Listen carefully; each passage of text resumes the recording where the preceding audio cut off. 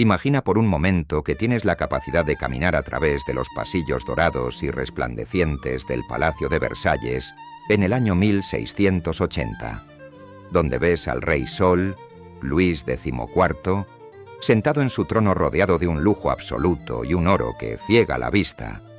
Y podrías llegar a pensar que esto es la cúspide de la civilización humana.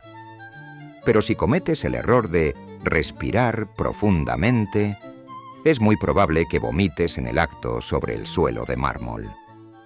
El olor que golpea tu nariz es una mezcla densa y física de cuerpos humanos sin lavar, comida pudriéndose en los rincones y orinales desbordados que llevan días sin vaciarse, lo que significa que las personas más poderosas de Europa están de pie justo a tu lado, pero huelen peor que un contenedor de basura moderno bajo el sol de verano, ya que han pasado meses o incluso años desde la última vez que el rey tomó un baño completo en agua.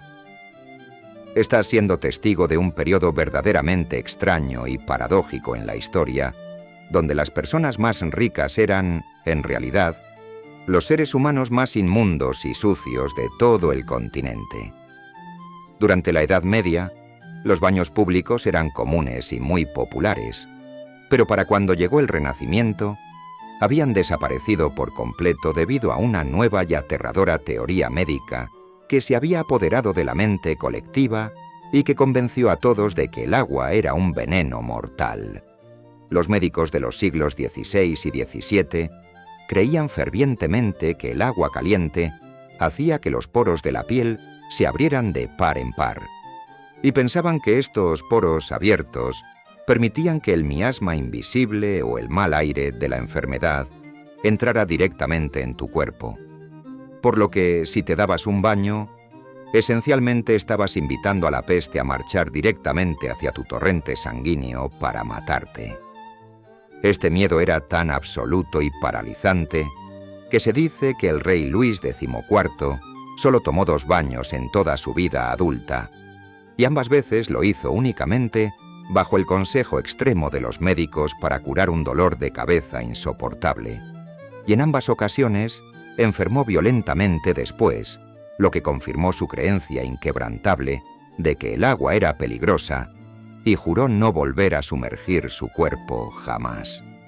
En lugar de lavarse con agua, la nobleza practicaba algo llamado el lavado en seco, para mantenerse supuestamente limpios, pues creían que frotar su piel vigorosamente con paños de lino blanco, seco, eliminaría la suciedad y absorbería el sudor. Así que se frotaban la cara y las manos con fuerza con estos paños ásperos hasta que la piel quedaba roja y en carne viva. La verdadera marca de una persona limpia en esa época no era cómo olía, sino cuán blanca e inmaculada era su ropa interior de lino, por lo que un noble adinerado se cambiaba la camisa de lino 5 o 6 veces al día para demostrar ante la corte que era higiénico. Creían que el lino actuaba como una mecha que extraía las impurezas del cuerpo y las atrapaba en la tela, pero cambiarte la camisa no hace absolutamente nada para eliminar las bacterias y las células muertas de la piel que se acumulan en tu cuerpo, y con el tiempo, de estas capas de inmundicia formaban una costra que atrapaba el olor y creaba un caldo de cultivo perfecto para hongos, haciendo que la realeza se estuviera literalmente pudriendo dentro de sus costosas ropas de seda sin tener ni idea. Si tienes un estómago fuerte para la historia real, suscríbete al canal ahora mismo para apoyar mi trabajo en Historia sin censura. Para combatir el hedor abrumador de sus propios cuerpos, la nobleza recurría a cantidades masivas de perfumes pesados y no usaban aromas florales ligeros, sino aceites animales densos como el almizcle, el ámbar gris y la algalia, siendo la algalia una secreción raspada directamente de las glándulas anales del gato de Algalia, que huele increíblemente acre y punzante. Empapaban sus ropas, ni sus guantes e incluso sus muebles en estos olores fuertes para enmascarar el olor a sudor rancio. De modo que si pasabas junto a un duque en el pasillo, te golpeaba un muro de almizcle que era casi sofocante. Pero el perfume no eliminaba el olor, simplemente se mezclaba con el olor corporal para crear un hedor dulzón y nauseabundo. La situación era aún peor para su cabello, porque lavarse el pelo con agua se consideraba una locura absoluta. Así que en lugar de lavarlo, permitían que su cabello se volviera grasiento y se enmarañara hasta que estaba infestado de piojos. Para solucionar este problema, los hombres se afeitaban la cabeza y usaban pelucas masivas hechas de pelo de caballo o pelo humano comprado a los campesinos. Pero las pelucas tampoco estaban limpias porque se recubrían con grasa animal para mantenerlas peinadas, y esa grasa se ponía rancia y atraía piojos y pulgas que anidaban dentro de la costosa peluca, justo encima de la cabeza del rey. Era común ver a un noble en una cena elegante usando un pequeño bastoncillo para rascarse los piojos que picaban debajo de su peluca. Y para que las pelucas parecieran blancas y limpias, se espolvoreaban con enormes cantidades de harina o polvos perfumados, lo que significaba que la aristocracia caminaba con comida en la cabeza, atrayendo a ratones y ratas durante la noche, existiendo historias de terror de ratas anidando dentro de las pelucas masivas de las damas mientras dormían. El dormitorio no era un santuario, porque las pesadas cortinas de terciopelo alrededor de la cama nunca se lavaban. Estaban cargadas de polvo y ácaros, y el olor del orinal que a menudo se guardaba debajo de la cama impregnaba la tela. Incluso el rey de Inglaterra tenía un sirviente llamado el mozo de las heces, cuyo trabajo era ayudarlo a ir al baño, limpiarle el trasero y revisar sus desechos en busca de signos de enfermedad, lo cual se consideraba un alto honor. Pero a pesar de esta intimidad, no había lavado de manos después de que se realizara el acto, por lo que los gérmenes de los hábitos de baño reales se esparcían por cada manija de puerta y cada trozo de comida que tocaban. Tengo una pregunta asquerosa para que la respondas honestamente en los comentarios. ¿Preferirías no ducharte nunca más o no lavarte los dientes nunca más por el resto de tu vida? Déjame saber tu elección. Hablando de dientes, la higiene dental de la nobleza era material de pesadillas absolutas, pues el azúcar era un producto de lujo importado de las colonias, y los ricos lo comían por kilos para presumir de su riqueza, y como resultado, sus dientes se volvían negros y se pudrían cayéndose de sus bocas a una edad muy temprana. La reina Isabel I de Inglaterra tenía los dientes tan negros que los embajadores extranjeros tenían problemas para entender su discurso. Y sorprendentemente, tener dientes negros se convirtió en una declaración de moda porque demostraba que eras lo suficientemente rico como para permitirte azúcar, hasta el punto de que algunas personas se teñían los dientes de negro a propósito, solo para parecer adineradas y exitosas. Para limpiarse los dientes, usaban mezclas que eran más peligrosas que el propio azúcar, frotándose las encías con romero quemado, úsalo incluso ácidos fuertes que disolvían el esmalte al instante, pensando que el dolor significaba que la medicina estaba funcionando cuando en realidad estaban destruyendo sus propias bocas. El miedo al agua se extendía también a beberla, porque las fuentes de agua a menudo estaban contaminadas con aguas residuales.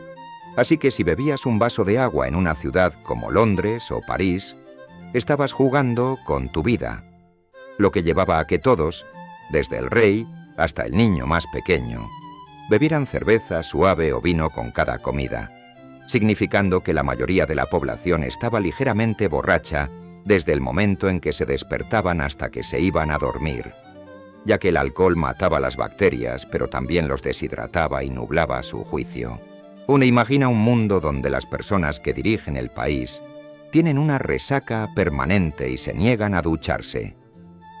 Los propios palacios eran en realidad inodoros gigantes porque no había sistema de fontanería para gestionar los desechos, y en Versalles, con miles de cortesanos, apenas había letrinas privadas, por lo que la gente simplemente se agachaba en los pasillos, detrás de las cortinas o en los jardines perfectamente cuidados. Los sirvientes intentaban limpiar el desastre, pero el volumen absoluto de desechos era imposible de gestionar, y un visitante extranjero describió el palacio como el lugar más sucio del mundo, donde el olor a heces estaba en todas partes, demostrando que las hermosas pinturas y el pan de oro eran solo una fina capa cubriendo una realidad de inmundicia. Las damas llevaban faldas anchas llamadas tontillos o paniers, que les permitían aliviarse de pie sin que nadie se diera cuenta, pudiendo tener una conversación contigo mientras usaban secretamente un pequeño orinal de cerámica atado bajo su vestido. Una ficción cortés que nadie notaba aunque el olor los delataba. Los médicos de la época también creían que una capa de suciedad en la piel protegía del frío, pensando que si te lavabas los aceites naturales, cogerías un enfriamiento y morirías de neumonía, lo que les daba una excusa médica y científica para permanecer sucios. Curiosamente, los campesinos eran a menudo más limpios que los nobles, porque tenían que trabajar en los ríos y bajo la lluvia, de modo que un granjero que caía en un arroyo recibía accidentalmente un mejor baño que el rey de Francia, pues los pobres no tenían el lujo de temer al agua. El mito de que el agua te mata persistió durante siglos hasta que la teoría de los gérmenes se probó en el siglo XIX, cuando los médicos finalmente se dieron cuenta de que lavarse las manos y el cuerpo detenía la propagación del cólera y la fiebre tifoidea, una revolución que salvó más vidas que cualquier guerra. Cuando se instalaron las primeras bañeras en los palacios, muchos nobles ancianos se negaron a usarlas por terror, mirando la bañera como un ataúd lleno de agua que les robaría su fuerza vital. Y tomó generaciones deshacer el lavado de cerebro que había convertido la higiene en el enemigo de la salud.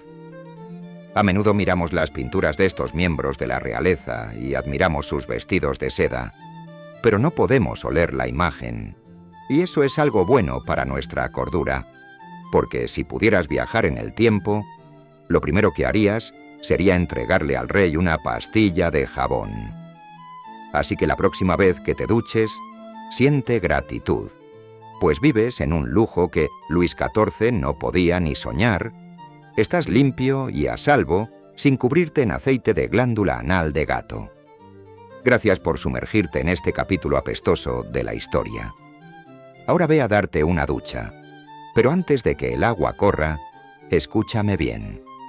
Acabas de ver cómo la ignorancia y el miedo pueden pudrir a la sociedad desde la cima hasta el fondo. En Historia sin censura, no nos conformamos con la superficie dorada, escarbamos hasta encontrar la verdad, por desagradable que sea. Estamos a punto de alcanzar los 10.000 suscriptores, una legión de mentes críticas que se niegan a vivir en la suciedad intelectual. Si te vas ahora sin suscribirte, estás eligiendo conscientemente la ignorancia. Estás eligiendo ser como esos nobles que creían que la mugre los protegía. No seas un espectador pasivo de tu propia decadencia. Únete a la élite que se atreve a saber. Suscríbete ahora mismo, activa la campana y limpia tu mente con la verdad antes de que sea demasiado tarde. Hazlo.